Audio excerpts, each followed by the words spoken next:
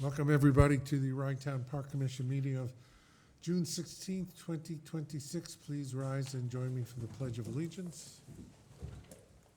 Pledge allegiance to the flag of the United States of America and to the republic for which it stands, one nation, under God, indivisible, with liberty and justice for all. Debbie, please call the roll. Commissioner Lindsay Jackson. Here. Commissioner Louis Marino. Here. Commissioner Josh Nathan. Here. Commissioner Keith Cunningham. Here. Commissioner Jason Klein. Here. President Zuckerman. Yes. Adoption of the minutes of May 17th. Unless anybody has a correction or addition or subtraction, please, motion and a second. So moved. Second. All in favor? Aye. Public comment on non-agenda items. I believe we may have at least one person present and commenting. Do you want to go first, Ellen? Sure. Me? No. Oh, no. I'll go. Good evening, commissioners. Thank you for your time. I'm Emily Hurd, coming to you tonight as a board member of the Friends of Rhinetown Park, and as someone who has spent many years working on the commission alongside all of you to preserve and improve our remarkable community asset. I'm here tonight to talk about parking. Last night there were two events at the park, as many of you know, a function at Barley Beach House and Monday Night Volleyball. It was a beautiful early summer evening and attendance was strong. As I drove past the park, I observed cars parked all the way up the hillside, around the trees, past the duck pond. Neighbors of the park called me and other members of the Friends to express their surprise at this apparent change in practice and their concern about the return of large-scale parking on the lawn. This troubled me because Rhinetown Park is a park, not a parking lot. We are entrusted with preserving this extraordinary public space for future generations. Parking has long been one of the most contentious issues facing the park. In 2018, under Commissioner President Zuckerman, the commission hired a parking consultant to modernize the park's entry and payment systems, and equally importantly, to develop a more efficient parking plan. The goal was simple: to accommodate more cars while reducing parking on green space. The consultant ultimately recommended a 3-lot approach, utilizing the paved lot, the gravel lot, and the lawn area between Forest Avenue and the Duck Pond, stopping at the extension of Oakland Beach Avenue. The objective was to maximize parking efficiency while minimizing impacts on the park's open spaces. When Russ Gold became director, he implemented that approach with exceptional care and discipline. Through efficient management of the available parking inventory, it became increasingly rare that parking on the hillside above the pond was necessary. Park staff also implemented what became informally known as the Fritz Falenko rule. When parking approached capacity, attendants would temporarily limit entry to permit holders, Barley Beach House patrons with reservations, and guests attending parties at the park. As vehicles exited, additional cars were admitted. This practical approach protected access for permit holders while avoiding unnecessary parking on lawns and around mature trees past the duck pond. For approximately 7 years, the system worked. It reduced parking on green space, protected the park's landscape, and created more usable open space for residents and visitors. It also reflected the Commission's stated objective of maximizing designated parking areas while minimizing parking on green space. Repeated parking on lawns and around mature trees, we all know this, it's inconsistent with the park's long-term stewardship goals. Beyond the visual impact, vehicle traffic compacts the soil, it damages the turf, and it can adversely affect tree root systems over time.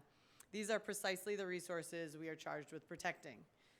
Accordingly, I encourage the Commission to adopt a formal parking policy that memorializes the successful practices developed over the last several years.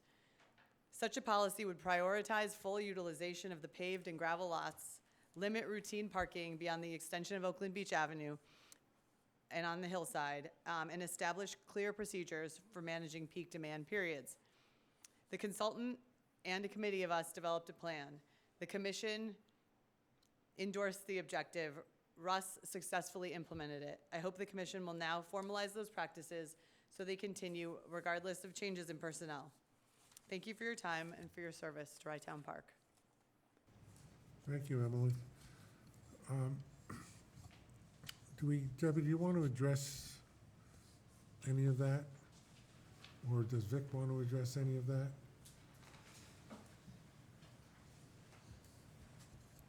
Because I agree, I mean, we have had that policy, and, We never formally well, implemented it, yeah. Okay, I did it's read been this. informal. I did read this, Vic Federico, Director of Grounds Facilities for the Town of Rye. I did read the survey thoroughly. In a way, I was not there last night. I heard today they were pretty far up the hill. It's kind of hard with volleyball being so large. They've increased their attendance by 8, maybe 9 teams, which is like another 80 people. They are paying a price to be on the beach, and parking is included for the volleyball players. We have no space for them.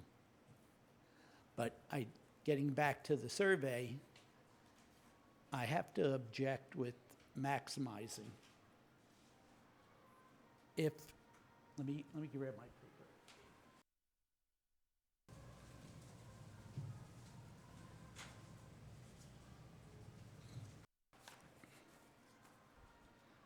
Okay, the survey stated that each car that is parked would have 20 feet.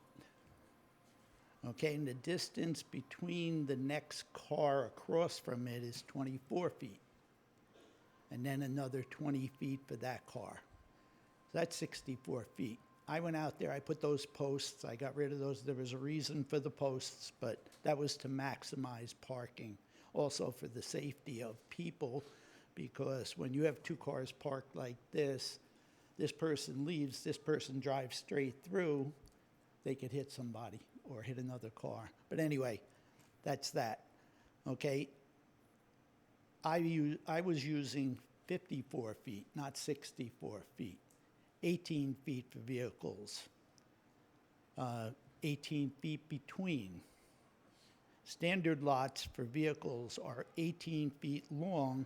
The driving lane between the cars is 14 feet to 24 feet. So in order to maximize that area, we have to shrink it a bit, and we're still within standard. As far as last night, like I said, I don't know what to tell you. I don't know what to tell volleyball. Well, I mean, it seems to me that if this is a recurring program, that this will become a problem. Every If it's Monday. gonna be every Monday, then we need to come up with a Well, solution. that's And it what, may mean potentially limiting the number of people that are able to attend. You wanted to add something in this, right?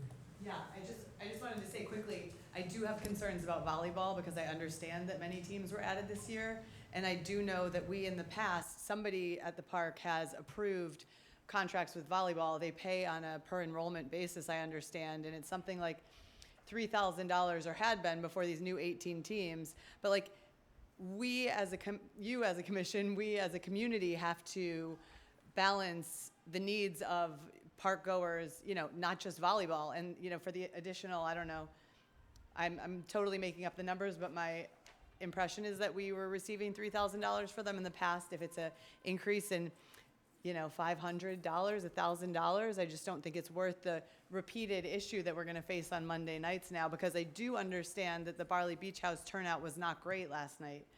I hope it was. I want them to be incredibly successful, but it doesn't sound like it was a jammed event on top of volleyball. And so volleyball on its own could be creating this problem on a nice summer night without a secondary event. So I guess my question back to the commission is, I don't know who approved the addition of 18 additional teams, but to me, that's a concern because we can't accommodate the parking. And I guess to Vic's point, we've had volleyball for 7 years in the past, and we were able to, I don't know if they just limited parking at a certain point and said, you can't park here because we're not going to accommodate people on the hillside. And so that's, again, a policy decision. We don't want to return to being a parking lot and, cause consternation among community members and park users. I think they're trying out or practicing for a performance downstairs. Anyway, so I think that, to me, it points towards talking about a policy. I'd like an opportunity to engage with the organizer of the volleyball program. Volleyball has been at Rydtown Parks way longer than I have been with the park. And it's not a revenue generator. It is a community event. Like so many. Pardon me? It could be potentially both. Correct. Hopefully true. But if the change has happened, give us a chance to. I was unaware that 8 more teams had been added. Let's get a chance to understand the parking, understand if all of that is due to the volleyball players, and it's certainly possible that we may be able to work with the county because they have a parking lot just on the other side of the road next to their swimming pool, which is probably completely unoccupied on Monday evenings, and that we may be able to find a solution. Right. Yeah, no, that's what I was going to suggest, because I think there's a way to balance, especially since it is such a popular program, and so many people enjoy using the beach in that way, that maybe if we could also include in that conversation Westchester County. I don't know if anyone knows someone from Westchester County Parks. But Gee, who could that be? I don't know if they make a call. We all know someone, and someone knows himself very well. But I would say that Westchester County is a huge component of a potential solution. Yeah, and I think it could be, but I think this also comes at a good time, being that this is the first one, and we have the upcoming July 4th, July 4th fireworks. There's a lot coming up very soon, so this is, I think, apropos. I just got one more minor point to that. In the past, at 6 o'clock, we closed the beach and got all the people off the beach, which opened up parking spots. Now the people are able to stay till 9:30, so that's a minor point towards that. Right, but it all All adds up. Yeah, I have a question, volleyball is one thing, and then the question is, who else is there parking? Emily mentioned, I don't know if it's a fact or not, if Barley Beach House is having an event there, that's going to generate more parking. I don't know. I think it was a Peak concert. Was it the Band? Peak Yeah. or a band? If there's going to be an event there, that's going to generate parking. And certainly, we want the events because they're for the people. I mean, I understand Barley Beach House makes money on it, but people love going to those things, and they love the volleyball. And that's one of our goals, is to make the park available for people to have a good time. So we're going to have to work out this, the parking issue in some way, and I think, Debbie, you talking to the organizers is a good first step. Maybe they want to do volleyball 2 nights a week instead of 1 night a week and have fewer people. We'll see. Yes, please. I have a question. Would you please, How many ma'am, spots- would you, that's right. Sorry, hi. Pat Brady. How many spots are in the gravel lot, roughly, you think? Gravel lot, I think you can fit 250. So on a Monday, Grass lot or the gravel lot? We have 3 lots. Could you just give us the numbers on each of the 3 lots? if you go through the main lot and it's over where the, It's the gravel. Yeah, back there. yeah. I think there's 175. all right, so on a Monday, in good weather, if you block that off and just use the main lot and up to the duck pond, potentially you'd have extra spaces for the volleyball in that gravel lot. That's just a suggestion. Just not use that lot during the day because you know you have volleyball coming. But the same thing conflicts when you have a rain night for volleyball and a makeup on a Tuesday when June 30th, you're starting Tuesday concerts. Sometimes that generates a lot of parking up past the duck pond, and that's weather related. But just a suggestion on Mondays, if you did blocked off that gravel lot during the day so that you'd have those spots available when the volleyball players come in. That's all, just a suggestion. It's a suggestion. It's a good suggestion. All suggestions are welcome. Because Because as, as, you can use the main lot, and you can use the grass up to the duck pond for the people that are coming in, and close down the access, but yet still have spaces available for the volleyball league. That's all. So just, we have 3 lots. The main lot has how many spaces?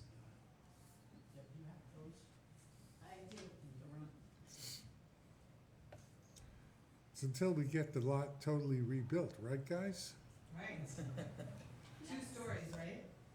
Well, I know when we had the Well, community conversation. we'd have to get permission from the city of Rye for The thing is, that. I went over there last night and walked around, and I just was absolutely amazed. There were so many cars parked all the way up the hill. And the cars had to have filled, if you did an aerial, took your little drone up and checked it out, I gotta think 75% of the park was a parking lot, maybe even more. It was just unbelievable where the cars were parked. Yeah, looking for the other graphic. For the parking lot. I have pictures.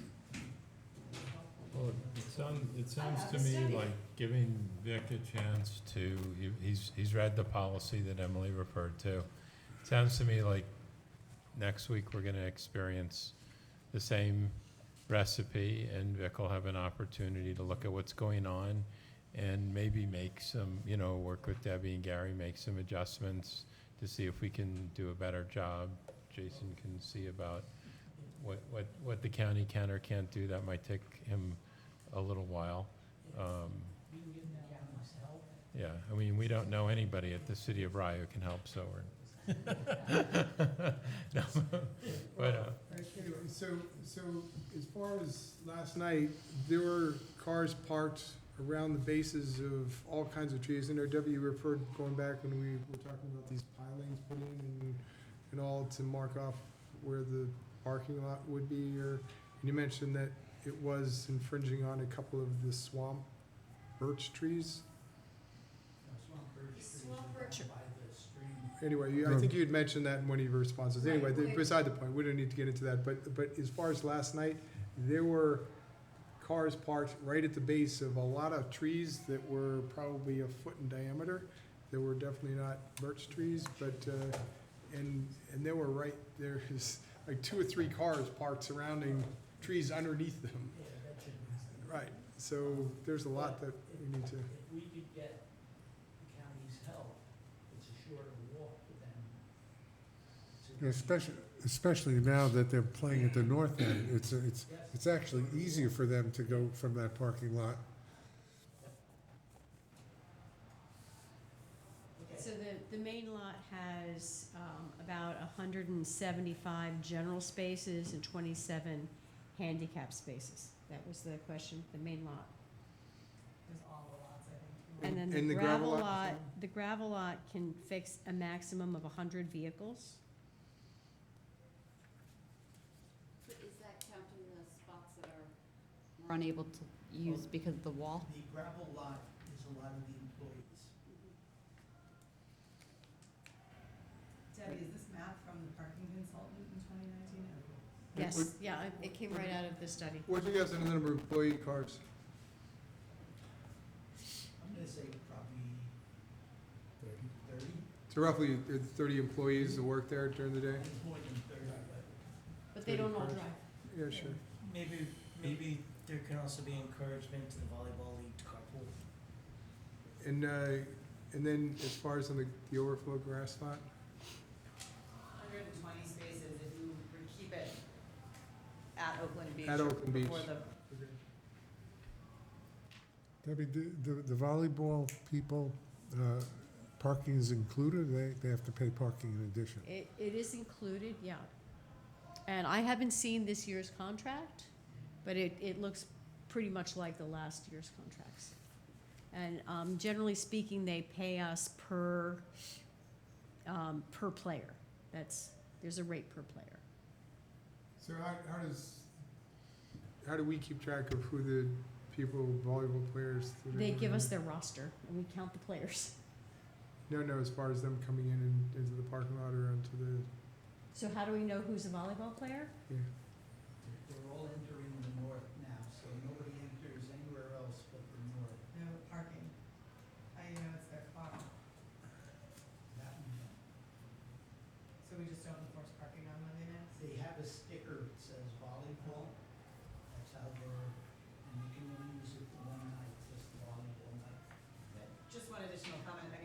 this is an issue certainly on Monday nights, but I think it's an issue that is going to take place on, nights throughout the season for sure. But I understand, if there's 18, 19 new teams, right, and four, Eight to 10 teams. oh, 8 to 10, okay. For a total of how many teams? I can't tell you how many there are. Debbie, how many teams are there? I've got no idea. Would you have any idea how many volleyball teams? 400 players. And that's what I heard, 400 players is like, 400 players. so without charging them parking, that's like On the 400 lake in potential cars Chicago. on a Monday night, and we So- don't have so- that many parking So spots. you think the number is up around 400 players? You're asking me a question that I can't answer. I don't know how many. I don't even imagine this, so I was just wondering. Look, we could find out the answer to all of those questions. Getting back to the point, which is, I think we're all agreed that we want to limit the parking going up the hill around the trees. Okay, so we have to figure out a way to do that in some way. Whether it's limiting the number of volleyball players or some other method, finding parking. The best way would be to park in the county lot that is not being used on Monday nights. But that's not gonna be an issue or a solution on a rain night when volleyball plays on Tuesday nights and we have concerts on Tuesday nights and Playland is open on Tuesday nights. So we really have to look at all of this issue. Okay, I think we can all agree on that and come back and find out what a better solution would be. Okay? Right? Thank you, everybody. Let's move on. Thank you, Emily. Thank you, Pat. The Rye-Town Park audit, something we painfully undergo once a year. Thank God it's not more often. Jeff Shaver. It's really not at all painful having them with us. Jeff's a nice guy.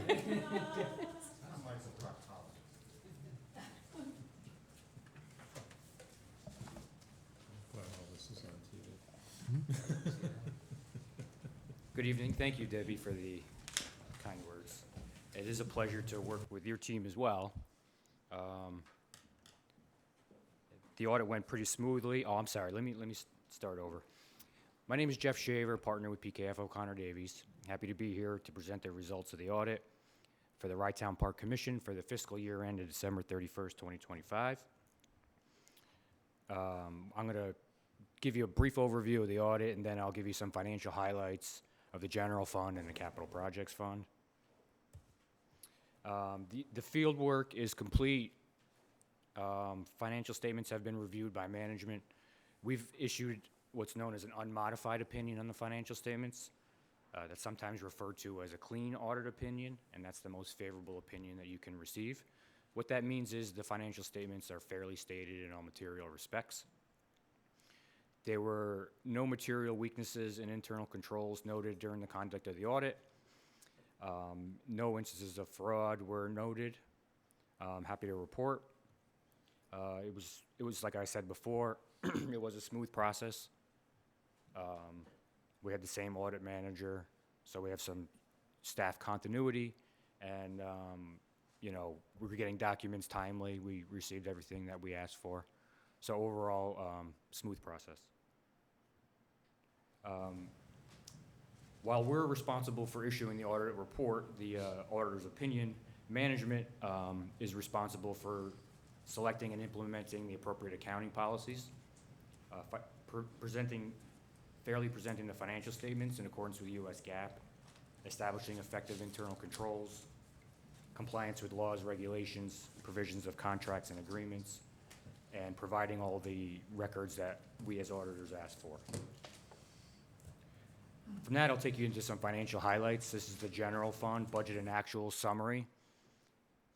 I'll take you through some more details on the slides.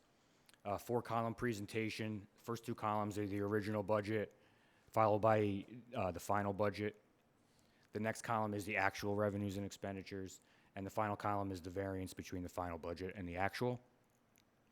You can see in terms of revenues, the budget was $1,685,000. The actual revenues were $1,462,000, some $224,000 less than what was anticipated to be collected. Expenditures were budgeted at $1,685,000, and the actual expenditures were $1,671,000, some $14,000 less than the budget. The shortfall of $209,000 was made up through the city and town contributions, and that was $209,000. And so the commission's general fund typically has no fund balance, so zero fund balance at the beginning of the year, zero fund balance at the end. Here's some more details on the revenues. As I said before, total revenues were $1,671,000. You can see the shortfalls in several categories: the permits, parking, $36,000, and beach admissions, $106,000. Those are the three large ones to bring you to the $224,000 revenue deficit. And the revenue deficits were made up by what we call other financing sources or sponsor contributions of $210,000. This is a little more detail on the expenditure side of the budget. Again, the total expenditures were $1,671,000, some $14,000 less than what was budgeted. You can see there's some savings in some lines and some over expenditures in other lines. The largest line item is personal services, $921,000 in expenditures, and the employee benefits, $147,000.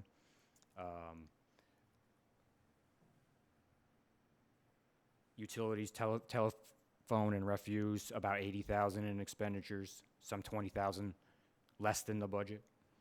And you had a contingency, $10,000, and that was unspent.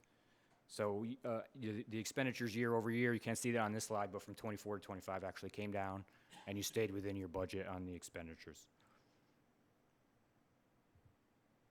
Okay, this is the Capital Projects Fund, and this is statement of revenues, expenditures, and changes in fund balance. There's some significant grant activity that the commission is receiving.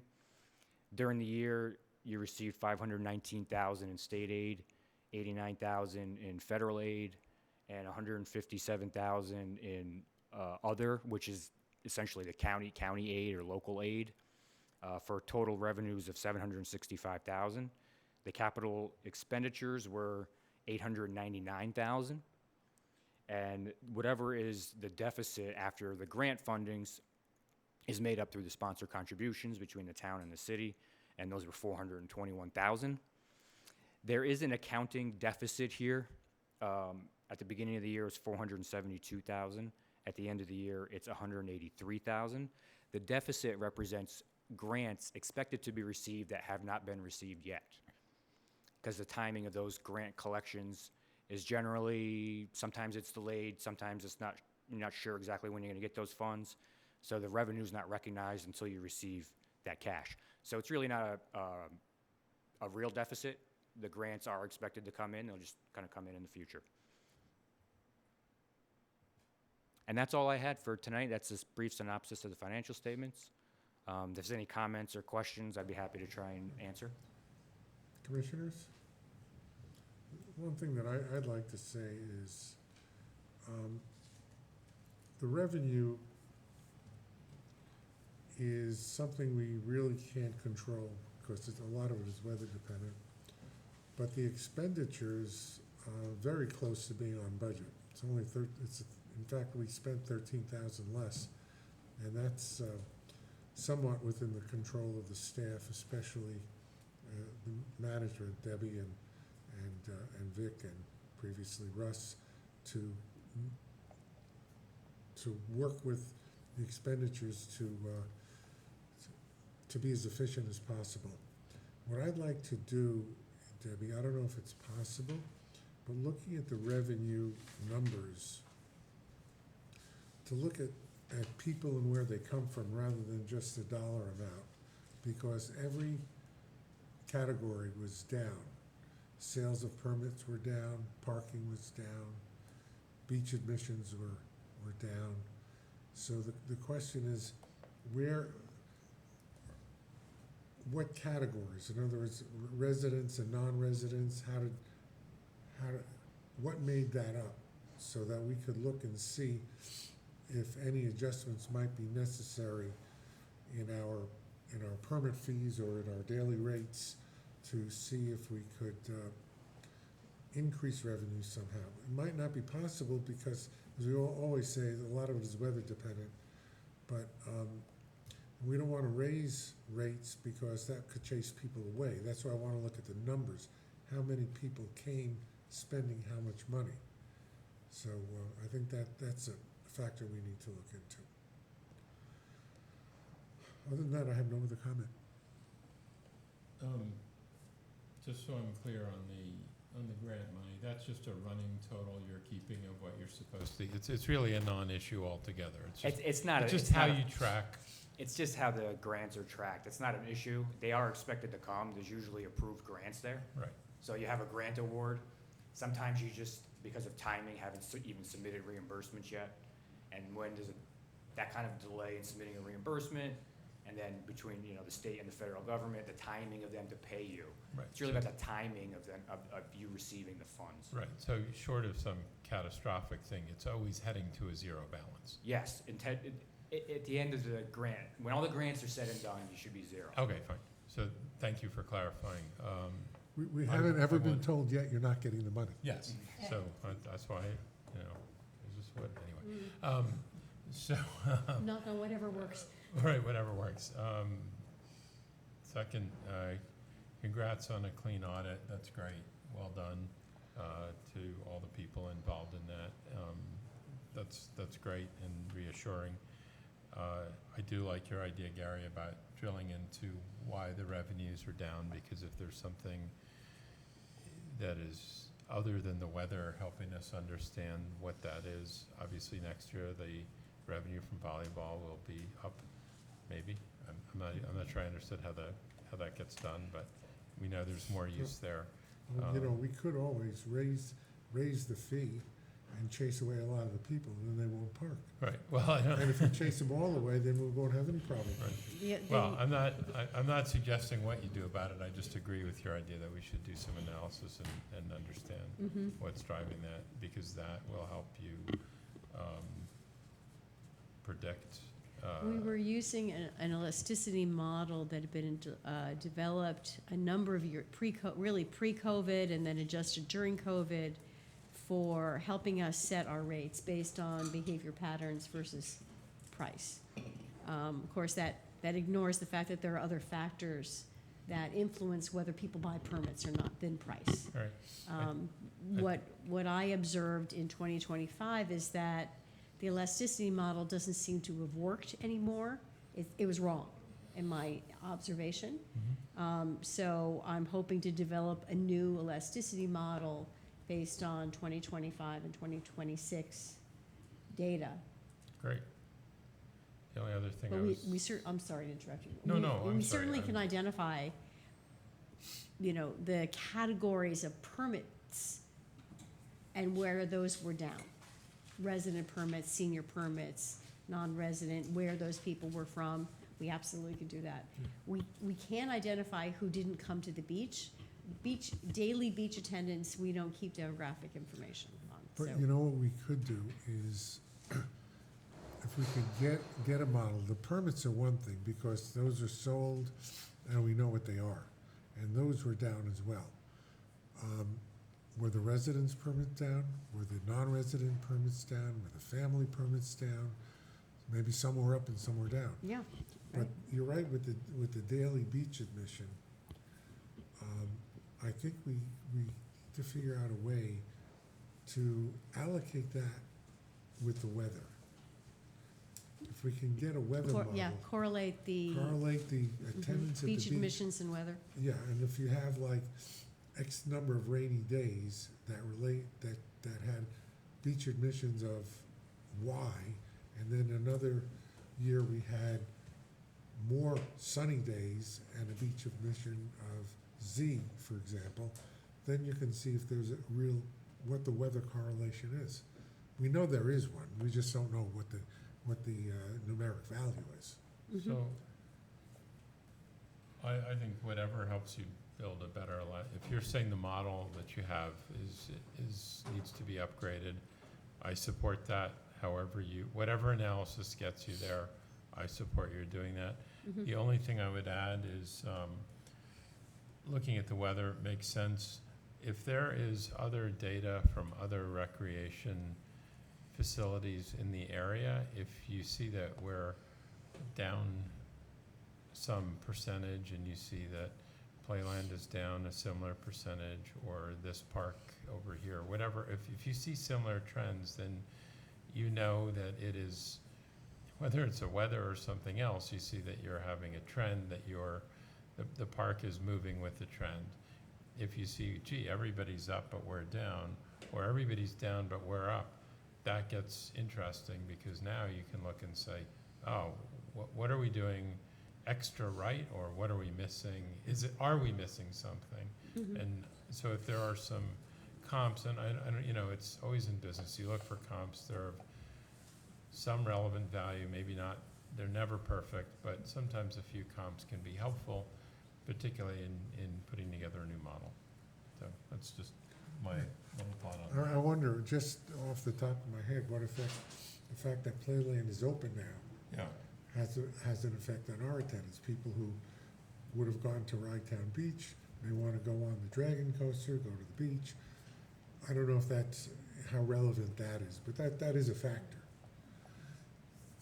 Well, the numbers that I have seen indicate that we've got slightly more parking revenue than we had last year. That I don't think that is. I don't think Playland being, and of course Playland was open last year, but they were limping along with very few rides open. More as the season went through, but I think that, and Jason could probably speak to Playland's attendance numbers better than I can, but it's not a pure analysis. No. None of it is. I mean, it's really a guesstimate. All right, let's move on. We have a resolution. Just had one quick question. Go ahead. Sorry, I Go ahead, Lindsay. apologize. The deferred outflow for pension-related costs, and then it says long-term liabilities, net pension liability is negative. They balance each other out, or? It's page 9. I regularly get questions on deferred outflows. Yes. Sorry. The pension-related deferred outflows of resources, it relates to the New York State Pension Plan. Yep. It's the piece that's allocated down.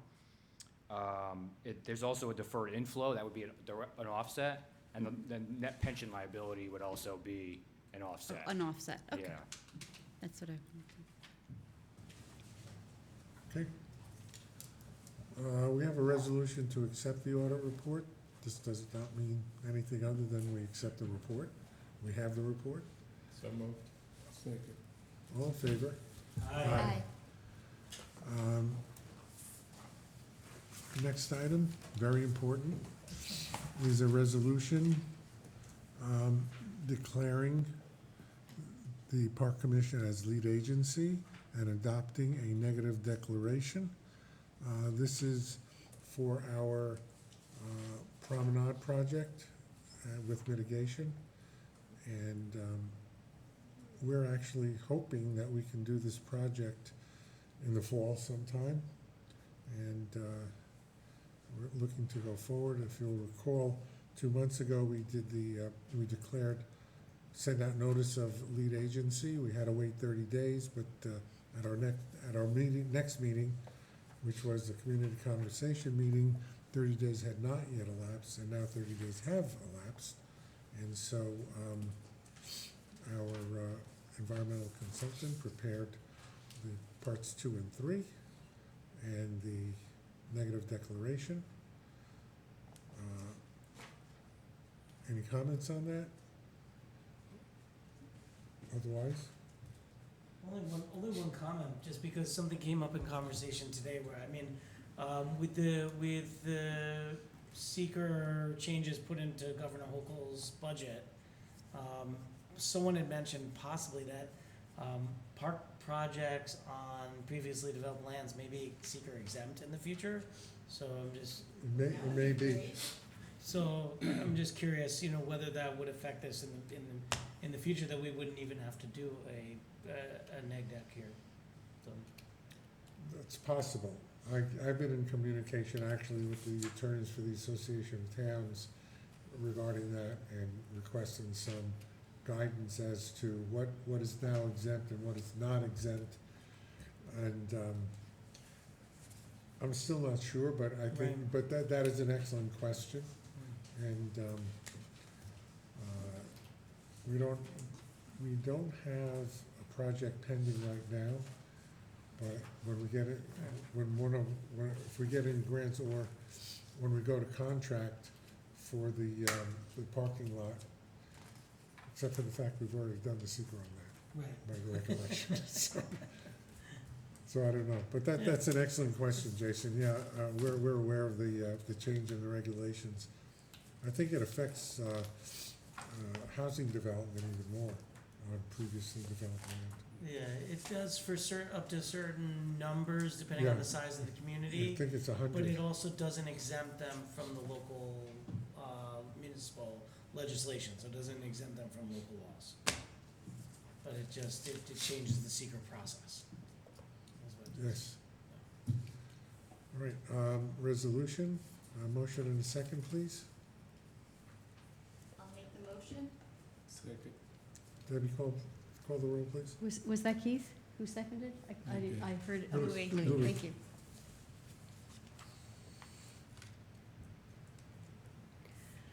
Commissioner Jackson, Yes. Commissioner Marino, Yes. Commissioner Nathan, Yes. Commissioner Cunningham, Yes.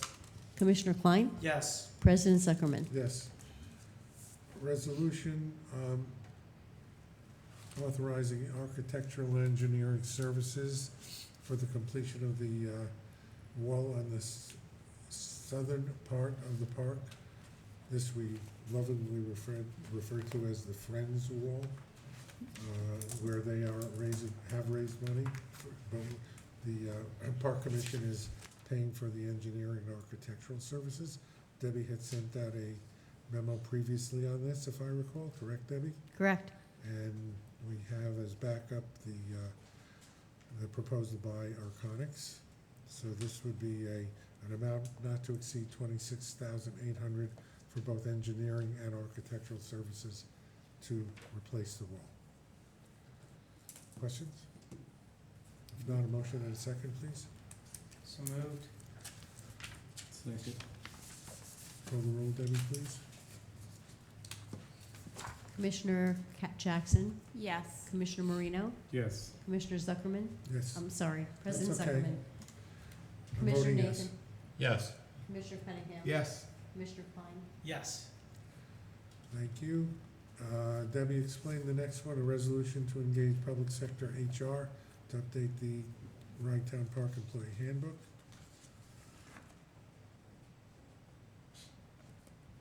The personnel manual or employee handbook for Ragtown Park has not changed in any material way since I started working with the Park Commission and the town in 2016. It is overdue. The town just completed an employee handbook revision last year. It was adopted in January or February. I solicited a proposal from the same human resources consulting firm that conducted that work. They were selected by the town in a competitive process. So they were by far the lowest responsible proposal at that time. The proposal that work was conducted for $6,500. The proposal for Ragtown Park to overhaul Ragtown Park's employee manual is $2,000, not to exceed. And I would like to recommend that we engage the professional services of HR consulting. Any questions? Motion and a second, please. I'll make motion. Second. Call the roll, please, Debbie. Commissioner Klein, Yes. Commissioner Cunningham, Yes. Commissioner Nathan, Yes. Commissioner Marino, Yes. Commissioner Jackson, Yes. President Zuckerman. Yes. Next one is something that Debbie sent a previous memo on. Actually, memo came from Chance. And this is to authorize the,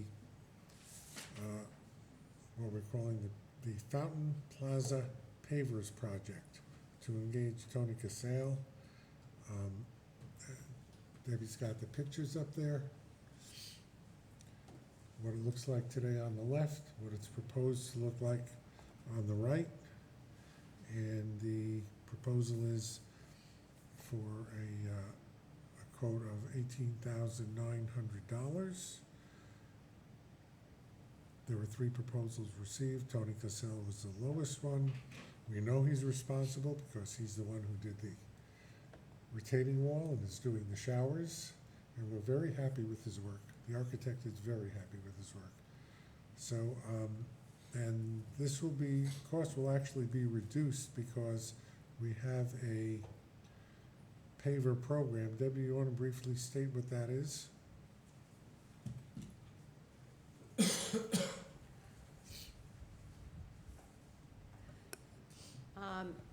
This was something that has been under development for about a year. We've been aware that we're running out of areas for people to donate benches and commemorate loved ones. So we have developed this program to give people the opportunity, if they would like to make a donation to the park, that a commemorative paver will be placed in this paving area. We sought competitive pricing with a number of paver service providers. We selected the lowest that we could find that would offer the services. We have a website set up, and they handle all of the transactions and send us the pavers when we ask for a tranche of pavers, and then as they arrive, we will replace the blank pavers that are being installed, or that would be installed here, with the commemorative pavers. So at this point, we've already received about over $10,000 worth of donations for pavers. So this, with a few more, this will actually cost us nothing. Right. And then the funds will be going to support the park. The fountain itself, the paver surround, isn't that dedicated to former supervisor Morgan? Not former supervisor. Former controller, accountant, Sam Terenzi. Sammy Terenzi. Sam Terenzi. Yes. Okay. Yes. And that's not going to be, The plaque is still The there, plaque to will my remain. knowledge, have Okay. certainly not been removed. okay, and that, so- However, it wasn't an operating fountain in 2016. Mhm. An external water feature was installed. It hasn't functioned as a real fountain. It's now functioning as a beautiful planter but with the authorization of SHPO. But the dedication of the planter, or of the fountain, that structure hasn't changed. I believe the plaque is still there. Do you consider making it, restoring it back to its original fountain use? The plumbing was filled in with concrete, so Might we be hard to certainly do that. could. No. I like the planter.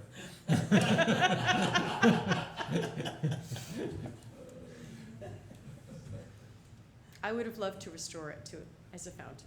Yeah, very cool. Maybe we could put that on our capital projects list, is to put a fountain somewhere else. All right, motion and a second, please. Make a motion. Second. Call the roll, Debbie, please. Commissioner Klein, Yes. Commissioner Cunningham, Yes. Commissioner Nathan, Yes.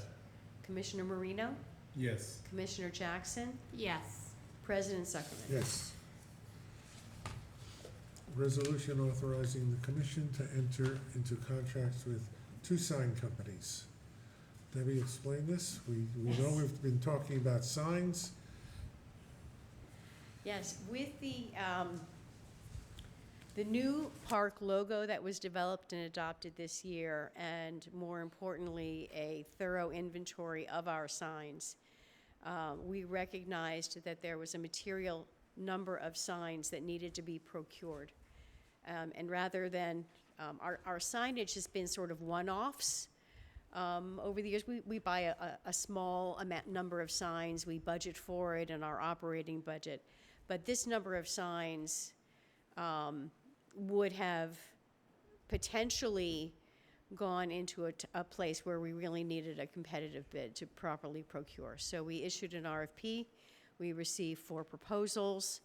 The proposals had line items for each sign individually by batch, like the gross number of signs we would be getting in that category, and then also whether we would be charged for installation if we wanted to take advantage of that. And after analysis, it was clear that Minuteman Press of Greenwich, Connecticut was the lowest, had the lowest proposal for almost all the signs except the welcome sign, which you see on your screen. So the welcome sign, that's the current welcome sign. It was more complex. The bids that we got, we asked the bidders to give us their recommendations for what material they would recommend, and then the cost. And after analysis and consulting with our town communications consultant, we are recommending that we give the contract to a Portchester-based company called Sign Design. Sign Design happens to be the same company that did all of the signage at Crawford Park. Our town communications consultant, not having ever visited Crawford Park, had no idea, but those signs have weathered extremely well. We have had occasion where a sign didn't do well. We let them know, and they replaced it immediately. So the proposal that we have is for 4 signs for $3,000, which is a really good price for a quality sign that is 10 times stronger, more durable, more enduring than the other proposals we received. And I was surprised at this price because Debbie mentioned that she was talking to people and she was quoted originally at $3,000 per sign. Now we're getting 4 signs for $3,000 and we know the company. So these signs that this is for are just the more highly designed signs in the park? I'm sorry, I don't understand the question. So, all right, well, where I'm coming from is, I think there are some basic signs that you might want to look into the Rye City design sign shop for sort of standard signs that don't need any fancy design. They I would might be love that. I was things like beach closed or beach open or hours, stuff that's not fancy. when you suggested it, I thought it was a super idea. We made the entire list of signs and their designs available to the city staff and hoped that they would find that they had the time and capacity to do any of them. And multiple communications have resulted in nothing happening, so I went out to bid. We Okay. don't have to pursue it, but that's where we are. Lloyd? No, I mean, the price seems like very decent and we need it. Let's move forward.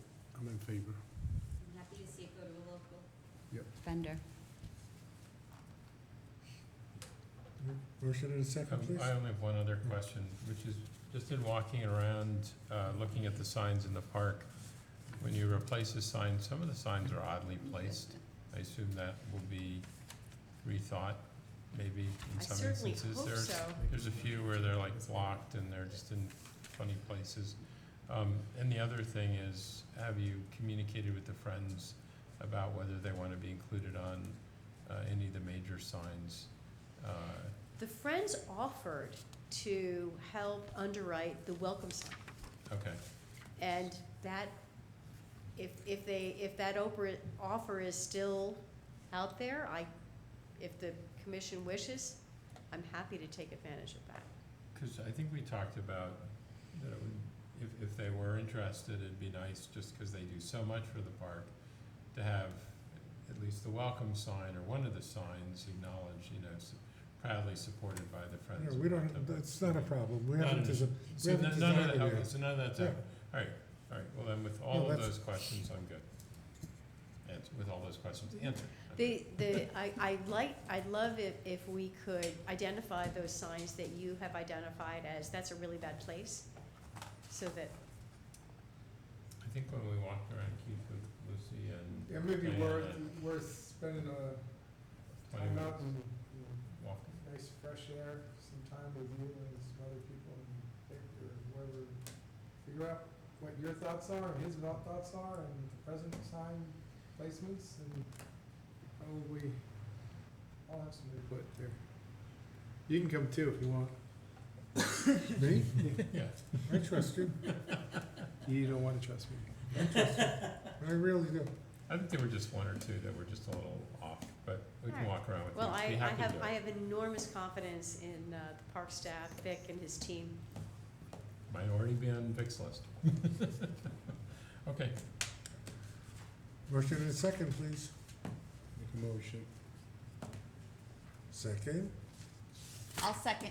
Thank you. Call the roll, Debbie, Okay, please. so Louis Moreno made the motion, is that Louis- correct? Louis and Lindsay. Commissioner Nathan, yes.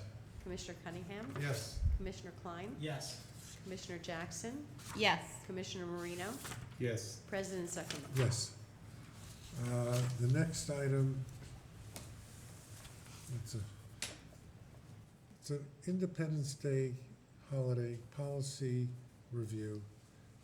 Debbie will go over this. There's been a lot of discussion about what happens on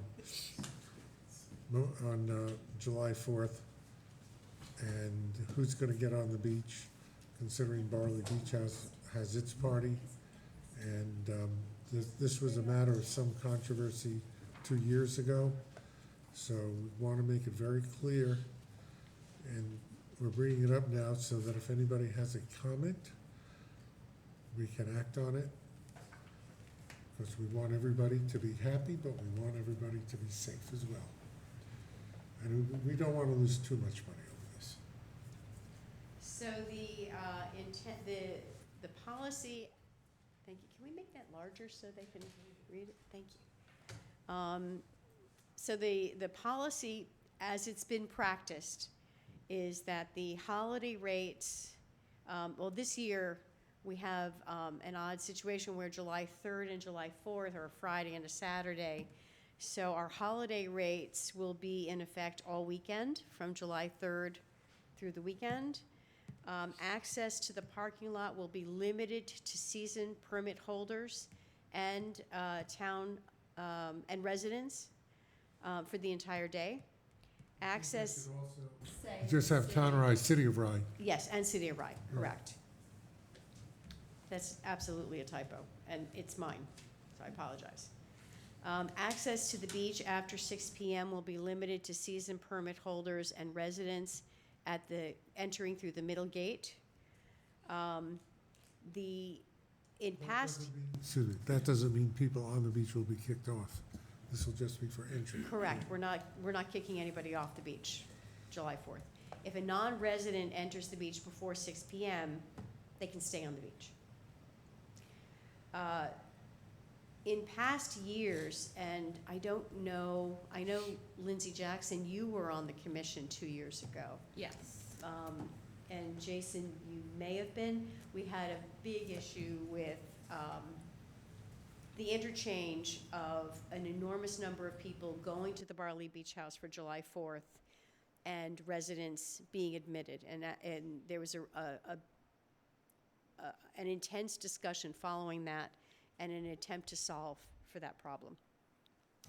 So what we'd like to do is have the Barley Beach House erect there, as you know, they have a fence, But rather than it being a corral, which is normally what they have, that the fence line would be perpendicular to the water from their snack bar down, and all people who buy admission for the Barley Beach House enter through the south gate only.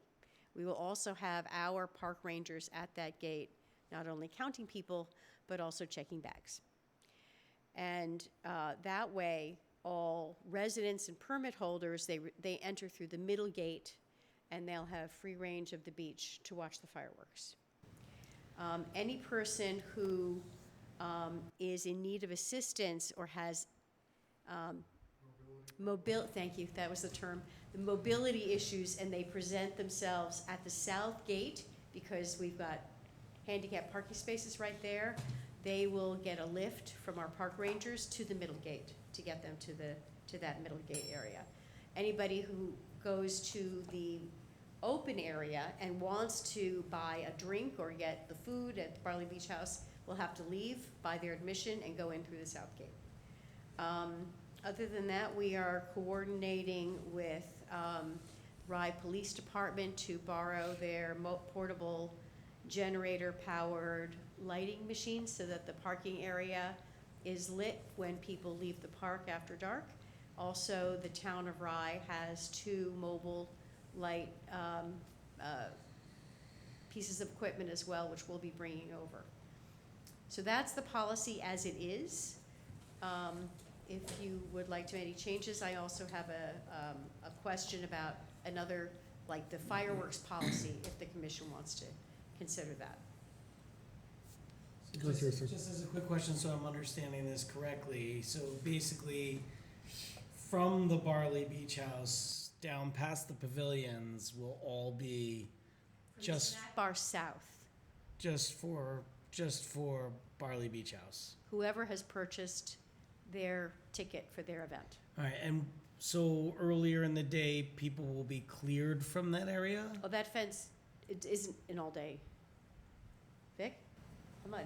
This is not an all-day thing. This is just for the evening, just for the fireworks. It'll be cleared at 6 o'clock. So at 6 o'clock, people who are down there will be told either to leave or move up to the northern part. And what happened 2 years ago? Not a lot of detail, just, was it What just, happened 2 everyone years ago, didn't to get the best of along? my understanding, is that there was no residents permitted onto the beach at all. oh, They okay. came to watch the fireworks and they couldn't get onto the beach. But the Barley Beach House had sold hundreds of tickets to their party, and they did get on the beach. Understand, thanks. So the residents were not happy. Yep. Don't want that. We don't want that, Okay. no. We like Barley Beach House being successful, but we want our No, residents to be I very got it. happy. So we're making sure that the residents have plenty of space for themselves, and the beach house can still do its thing. Makes Yes. sense. Thanks. Exactly. Okay. Okay, So a question that the commissioners may want to consider, when I started working here in 2016, it was the practice of the park to charge for admission right up until the first firework. And of course, at that time, fireworks were several nights a week. Now, fireworks will only be every Friday night from July 4th to Labor Day.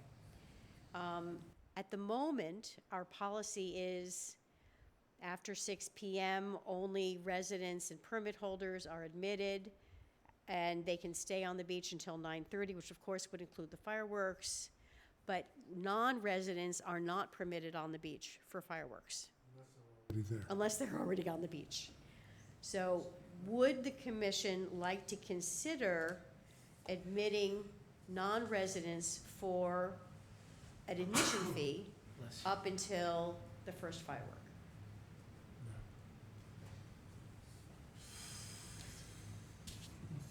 Who wants to speak? It seems like it would get complicated. Yeah. Yeah, and it's just that additional process mixed in a night of chaos. I don't think, So currently, our park attendants man gates, and what they do all day long is if you have a resident presents themselves, they present their proof that they're a resident, and they go onto the beach. If it's a non-resident, they pay a different rate, and they go onto the beach. So that process will essentially remain the same. What do you do if a resident brings a guest? The guest pays the fee. They pay the fee. So if we were not admitting non-residents, that would mess that up? I'm sorry? If we were not admitting non-residents, That would mess that up, yes. Yes, it would. Because the resident would go on the beach and say, see you tomorrow. see you later, right, right.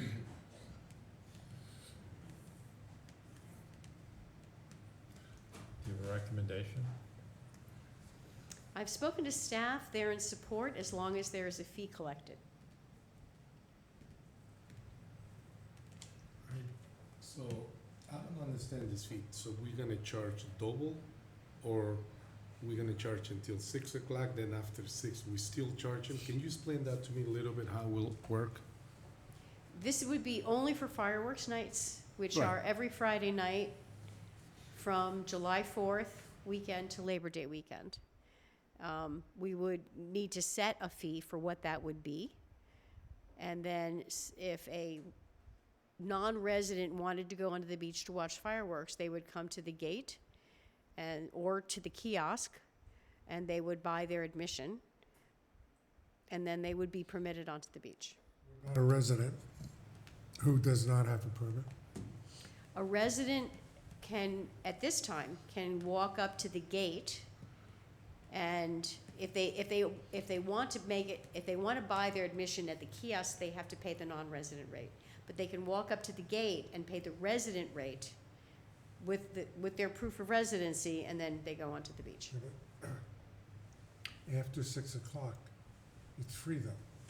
That's correct, we don't For both. charge. But both. our park rangers are at the gate Anyway, checking So who's currently coming not out. allowing non-residents on for the fireworks. Correct. So what you're saying is, if I get it, the park rangers are there anyway. The residents are going through for free after 6, simply demonstrating to the park ranger that they are a resident. And a non-resident is either turned away, or your park ranger could collect a fee from a non-resident and let them on as well. At that point, if we start to collect staff's revenue, already I'm there. going to have a park attendant there on duty. Park Oh, attendants. or you would have no attendant, and then after 6, I- whatever happens, happens. Because you have no way of sorting residents and non-residents. Could you say that again, please? Well, it sounds to me like on a Friday night after 6 o'clock, if there's no fee collected, whether or not you're allowing non-residents to go on the beach, they can get on the beach, because anyone can get on the beach. Currently, Right. there's a park ranger checking ID at the gate. Residents and permit holders get on For free after 6. for free, and non-residents are turned away. Okay. So someone's there anyway, checking Yes. all that. So Right. your question to us is, do we want to let the non-residents on? We have somebody there, and we would just charge them a fee. Yes. I Got guess And would we charge residents a fee? A resident fee? That would be up to the commission. That's not what I'm proposing.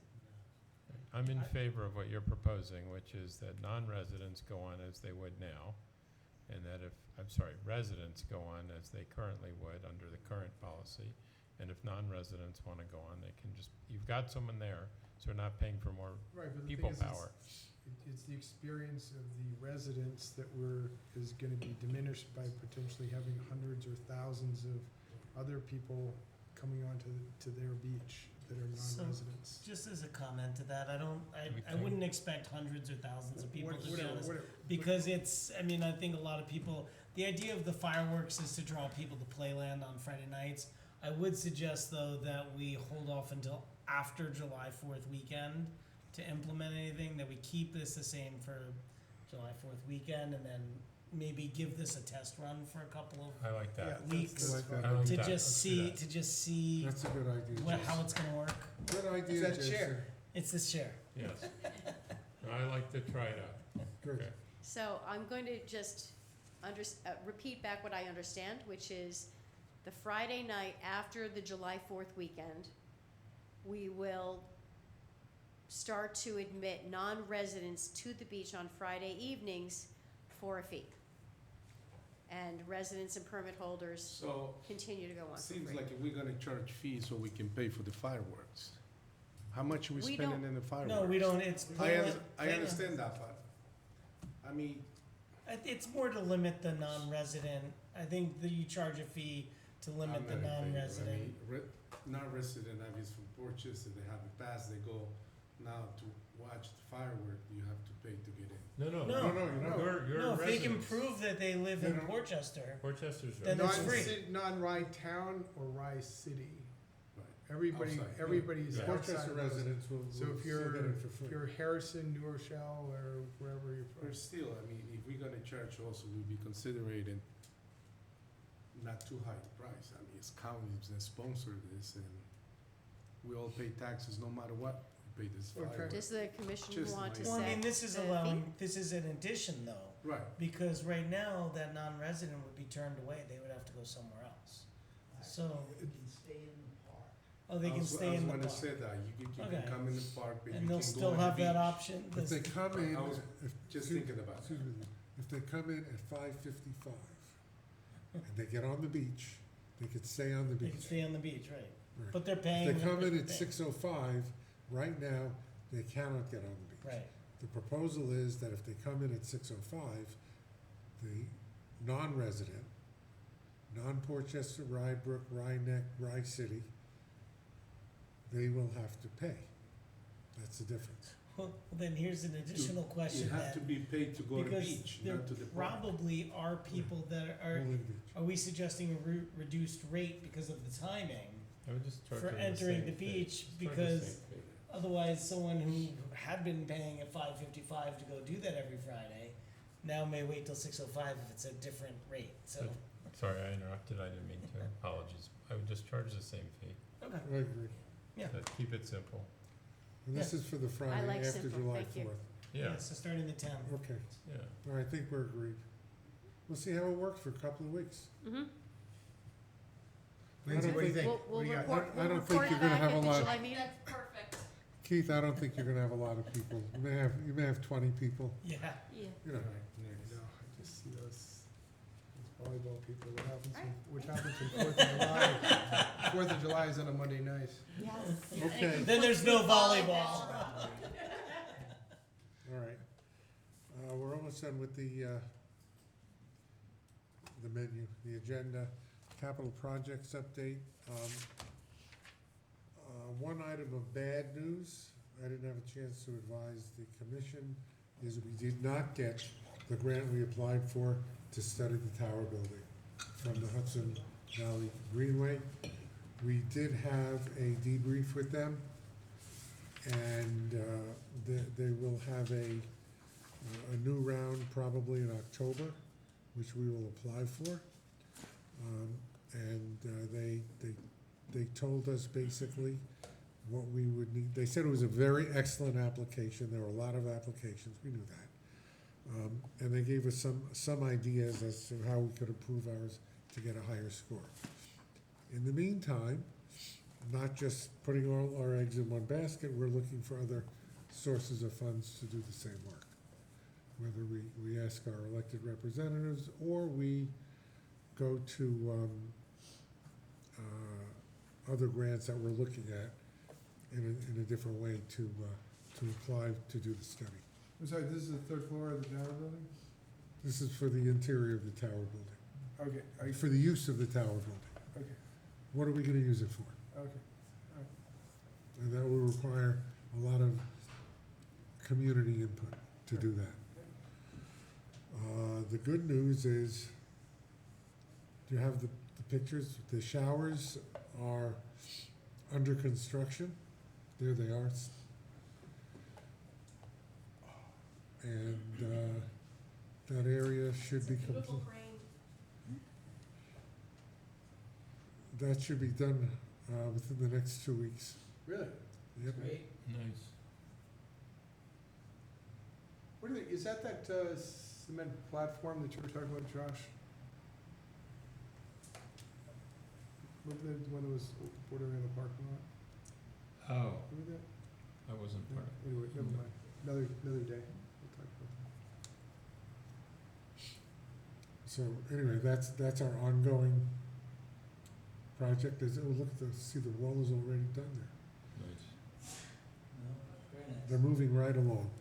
And as I said, we signed we passed the resolution for SEQRA on the promenade project, and hopefully we will be going to we will be issuing a bid this summer and going into contract in the fall. So I think that's it for what's current. Everybody knows what else is going on. We haven't had any new news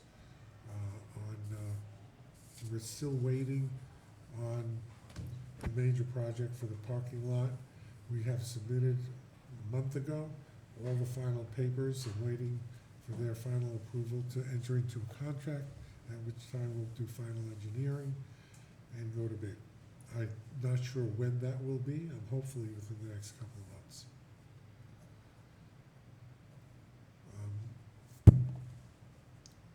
Management report. Did everybody read the management report? It's Mhm. very up to date. In fact, I misspoke. According to the management report, the shower area will look to finish by the end of next. Okay, I said 2 weeks. Yep, I was right. And Vic reports also that we are now fully staffed. So we're rocking and rolling. Debbie, anything else? Did you want to go Candy through? sent a report of facility use. I can walk you through it if you'd like. It's also, I believe it's in your packet as well, as you wish. Anybody interested in looking at the facility report? It's in the package? No. You are? No. No. Okay. Great job with Pride this year. That was really terrific. Well Thank you. done. We actually have some photos of that. Cool. And, and a speaker. Danielle, were you going to speak? I am, yes. All right, so let's just, if there's nothing else, we all have the financial report, the management report, and the utilization report. Danielle, would you like to speak? Pat, would you like to speak? You're just watching? Okay. I'm just watching. The only additional expense if you let the non-residents on after 6 is you have to pay part of the cashiering staff to stay, because Yes, park ranger's not gonna take the money. that is correct. I mean, And only the middle gate will be open, so Right. you're only talking about 1 or 2 people. That's it. you're correct. Absolutely right. Just observing, You are correct, absolutely. not a big expense. Hopefully not. Hopefully we'll get more people than cost us Well, to if do you're that. gonna be open on the sand till later, yes, you're gonna get more people. Okay. We'll see how that works out. Danielle? I love that I don't have to move the mic because Debbie was here before me. So I'm Danielle Tagger. I'm one of the co-founders of Pride. First, I'd like to begin by extending my heartfelt thanks to the Rye Town Park Commission for your continued support of this event. And I also want to take a moment to recognize the incredible Rye Town Park staff, without whom none of this would be possible. And a special shout out to Vic Federico, who is an absolute gem of a human being, and we are so truly lucky to have him. This year marked our 6th annual Pride event at Rye Town Park, and what made it extra special was welcoming Rye City into the fold for the first time. The collaboration between Rye Town, Pride, and Rye City is one we are incredibly excited to build on for years to come.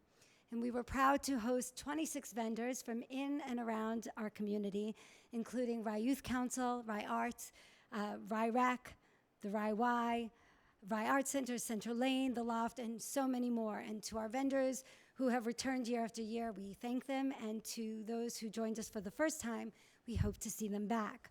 This year also brought something new, a dedicated musical theatrical entertainment program. And we've had music before, but this was a fully curated hour of performance featuring acts connected to us through the Rye Arts Center, as well as the Rye Neck High School Theater Department and Artistry Community Theater. And the response from the community has been overwhelmingly positive, and we can't wait to bring it back next year even bigger and better. Our attendees have grown every single year, and despite some seriously scorching temperatures, 2026 was no exception. We did have to wrap up a bit early due to some incoming storms, and thank you to Commissioner Kobe for his spot-on weather prediction, which meant we weren't able to host our after-hours party, but that is a small footnote in what was, without a question, a hugely successful event. And we are so proud of what this community shows up to celebrate together. And we are already in planning for next year. So mark your calendars, June 5th, 2027. So thank you. And I must say, I think all of us up here enjoyed it tremendously. I think the addition of the musical groups was absolutely fantastic. And I know you are mostly responsible for getting them. You did a great job with it. They were all very wonderful, and we all enjoyed it. Thank you. Thank you. Well done. Thanks.